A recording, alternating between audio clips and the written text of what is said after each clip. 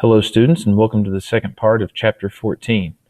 We left off talking about the three main dictators that came to power prior to World War II, and that brings us to Japan, which was technically a constitutional monarchy that was led by military leaders. Now, Japan had great imperial ambitions, meaning they wanted to establish colonies throughout the Pacific region where their country is located. And again, just like the other dictators, the Great Depression brought this about. There were poor economic conditions. The people were upset with the people that were in charge, and it led to the rise of these dictators that took control and kind of filled that vacuum of power. In 1931, Japan took Manchuria from China. And if you will, please stop the video and look at page 440 in your textbook. Many people look to this as the very first battle or incident of World War II, and that is the 1931 takeover of Manchuria by Japan, the first act of aggression by a set of dictators taking land from another country. This is known as the Rape of Nanking, and the Japanese slaughtered about 200,000 people, again, known as the very first battle or incident of World War II. The League of Nations, as we've learned about, which was developed and devised by President Woodrow Wilson, was unequipped. They were too weak to handle the problem because the U.S. wasn't part of it. Without our power, influence, money, military, and so forth, they could not handle the problem that the world faced of these growing dictators and their growing power. Starting in about 1935, Hitler started to expand the territory of Germany and to act upon the things he had written about in Mein Kampf that he wrote while he was in prison. In 1935, he took what was known as the Saar region in France. The next year, he took what's known as the Rhineland, and if you'll stop and look at page 445 in your textbook, you will see what that is. Now, the two most powerful countries in Europe at this time, France and Britain, and then the United States, we did not do anything to stop Hitler. We basically gave in to his demands because we did not want to risk entering into another war. World War I had been the most devastating war ever in the history of humankind, and the countries wanted to do everything at all costs to avoid another war. So therefore, they practiced a policy that's known as appeasement.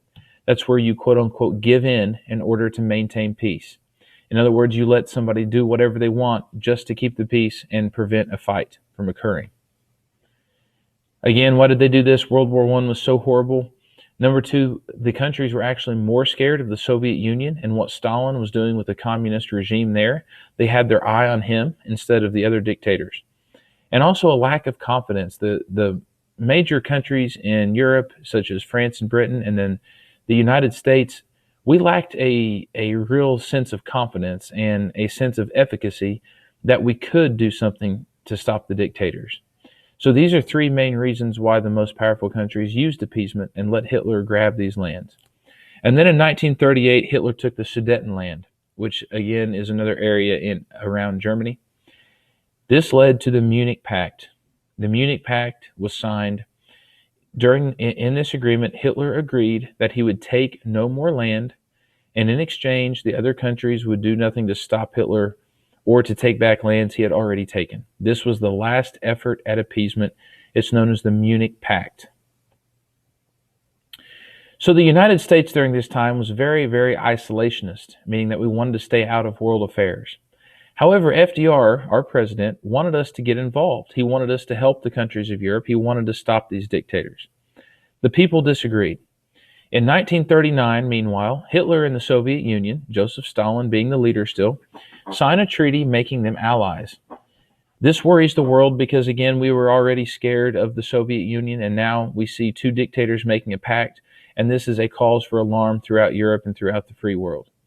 In 1939, Germany basically makes the biggest and boldest step to grab land that they've taken up to this point, and that's when they attack Poland and they unleash what they call blitzkrieg, which in English translates into lightning warfare.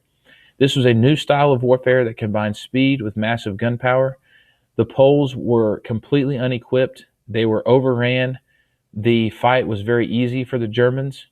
And this single incident, the military takeover of Poland, is enough to cause the free countries of the world to actually want to fight. It's enough to make them say, we need to get involved. This is a problem. In 1940, Germany continued. They took Denmark, Norway, and France. At this time, Winston Churchill is the Prime Minister of Britain, and we're going to talk a lot about him in the next chapter. Please look at page 446 in your textbook and read about him. He was a staunch opponent. He was in favor of fighting Hitler. He was a very, very good leader.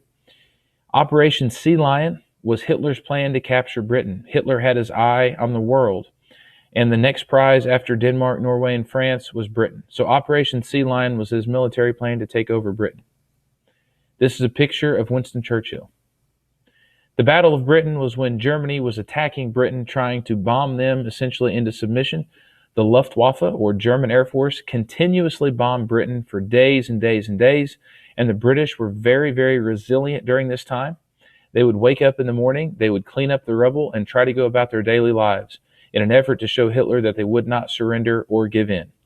That concludes the second portion of this lecture. Thank you for watching.